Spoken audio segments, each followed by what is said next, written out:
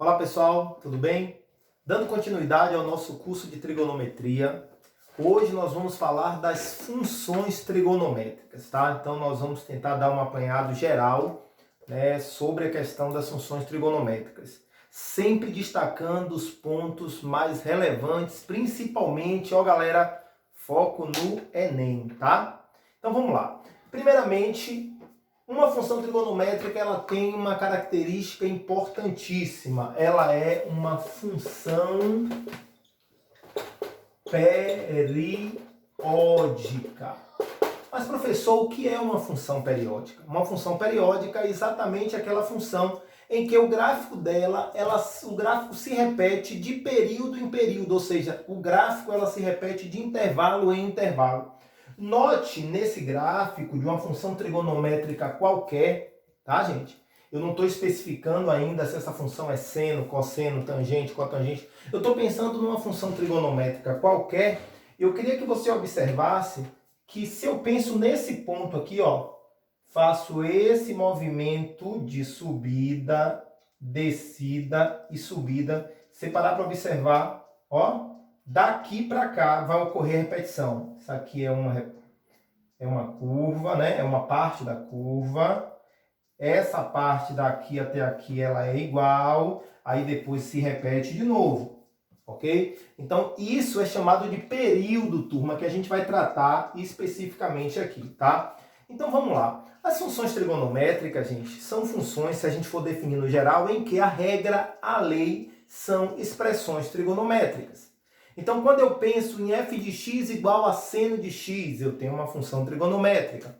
Quando eu penso em f de x igual a 2 seno de πx mais 3, eu tenho uma função trigonométrica. Então, toda função cuja regra envolve uma razão trigonométrica é o que nós chamamos de função trigonométrica. Ok, gente? Então, vamos lá. Pelo fato da função trigonométrica ela ser periódica, a gente vai poder identificar na função alguns elementos interessantes. Primeiro, o período. Período é exatamente o intervalo em que a curva se repete. Se vocês pararem para analisar, né? Eu tenho aqui entre... Eu não identifiquei esse ponto aqui, mas vamos pensar aqui nesse ponto num ponto x1. E nesse ponto que eu botei A1, eu vou botar x0. Vou botar x0, fica melhor. Então, observe que o meu período, nesse caso aqui, vai ser x1 menos x0, ó. O meu período, que eu vou chamar carinhosamente de P ali, eu posso calcular como x1 menos x0. Ou seja, essa distância menos essa abscissa menos essa. Ok, pessoal? Tranquilo até aí? Pronto. Além do período, pessoal, e a gente vai tratar mais adiante período ainda, existe uma formulazinha para determinar o período de uma função trigonométrica, mas depois a gente vai falar disso. Agora a gente vai pensar em falar de amplitude. O que é amplitude de uma função trigonométrica? A amplitude, gente, pensando-se, né, num ramo que se repete, vamos pensar nisso aqui. Observe que eu tracei essa linha aqui. Essa linha aqui a gente pode chamar até de linha de simetria. Essa distância aqui, ó, é o que nós chamamos de amplitude.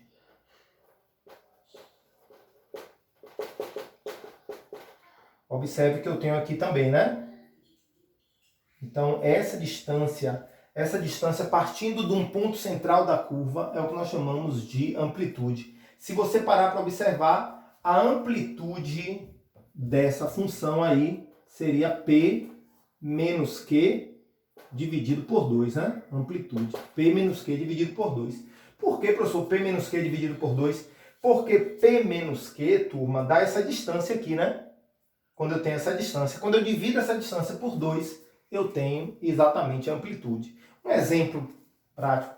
Se isso aqui fosse 5 e aqui fosse 3. Qual seria a amplitude? 5 menos 3, 2 dividido por 2, 1, né? Então teria 1 aqui e 1 aqui.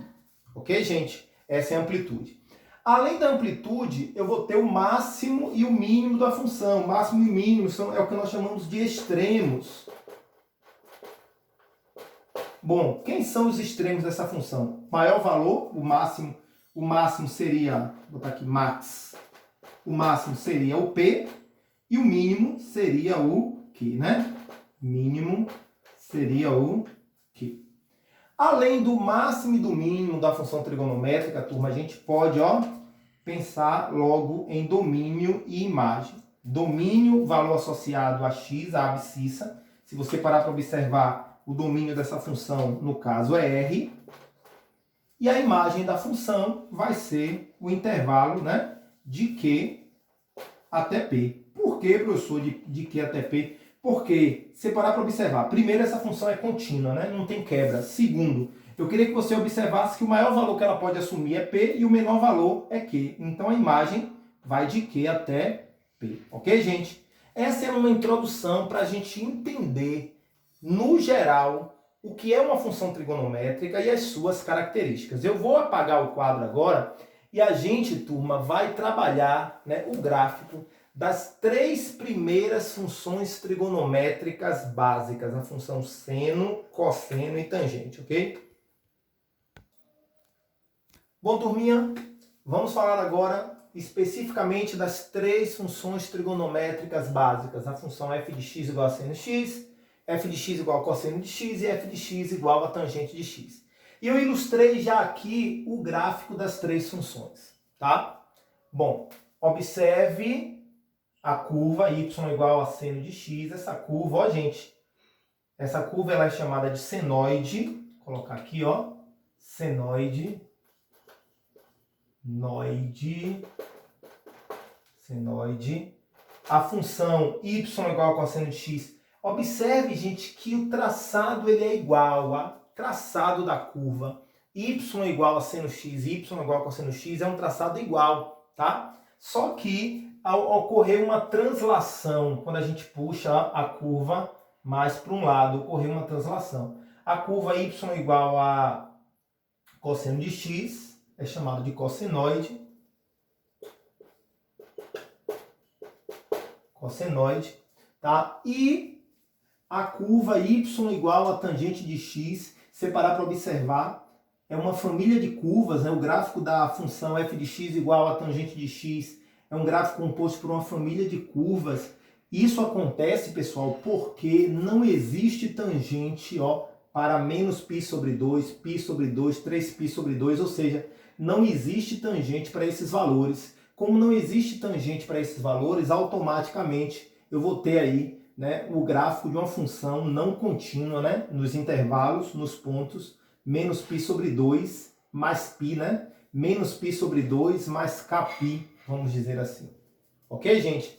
Detalhe importante dessa história toda. Por que não existe tangente de menos 90, 90, 270? Vocês já pararam para observar isso, gente? A resposta para essa pergunta é muito simples. Quanto é o seno de 90? Seno de 90 é 1, né? Quanto é o cosseno de 90? 0. E quanto é a tangente, ou melhor dizendo, qual é a fórmula que calcula a tangente de um ângulo? Seno dividido por cosseno. Então, a tangente de 90 seria seno de 90, que é 1, dividido por cosseno de 90, que é quanto? 0. Ou seja, não existe, né, nos pontos em que o cosseno é 0, não existe tangente. Ok, gente?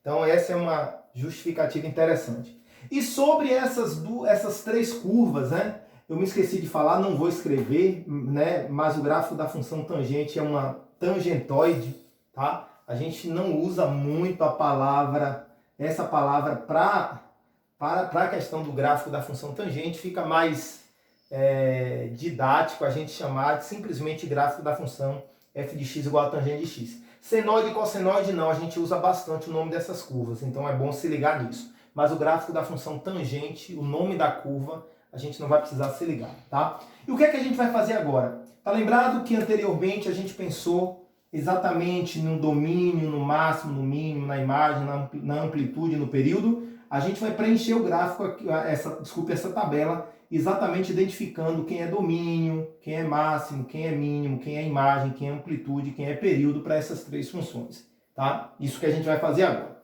Então vamos lá, gente. Domínio da função seno R. Deixa eu trocar aqui a cor do piloto. Vou usar um piloto preto mesmo. Domínio da função R, da função seno R. Domínio da função cosseno R.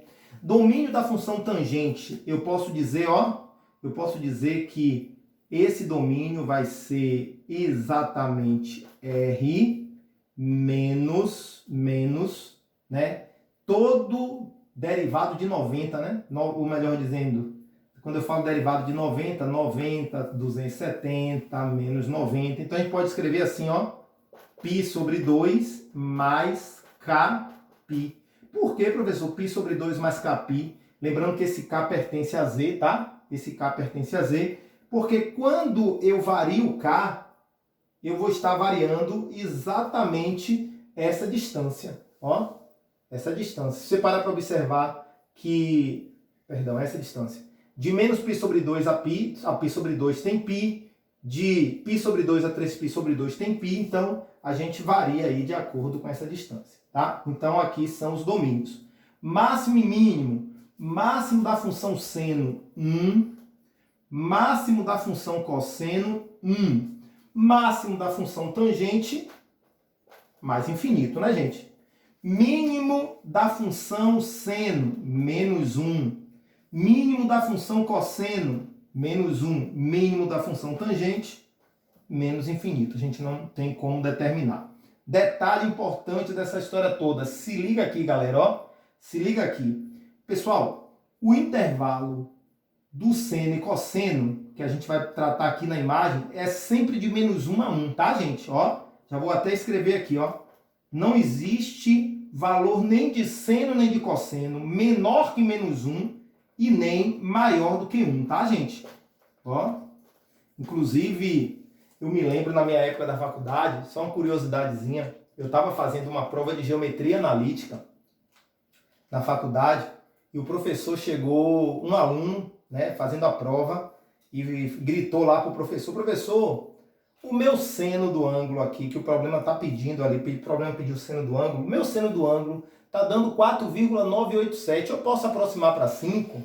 Aí o professor disse: pode.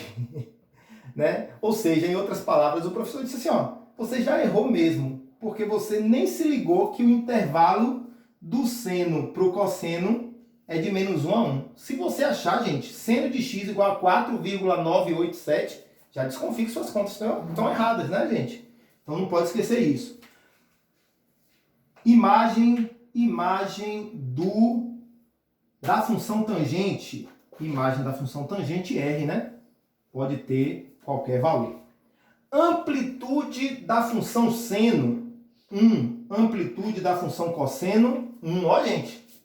Tanto a função seno como a função cosseno, eles têm essa distância, né, de alturas 1. Tá lembrado? Professor, como é que a gente faz a conta? Poderia pegar aqui, ó, menos 1. Desculpe.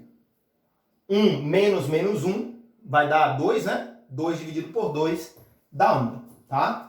Amplitude da função tangente R, tá? Que ela vai... botei até R, mas podemos colocar até aqui infinito, né, gente? Infinito. Período, vamos lá.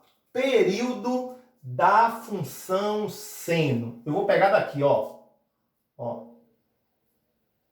Pegou, subiu, desceu. A partir daqui ela vai fazer a repetição. Em outras palavras, o intervalo dela aqui, ó, que ocorre a repetição, é de 0 a 2π. Em outras palavras, o período da função seno é 2π. Da mesma maneira acontece, se parar para observar, com a função cosseno, ó. Vai pegar de menos π a 3π sobre 2. De menos π a 3π sobre 2, essa distância aqui é 2π.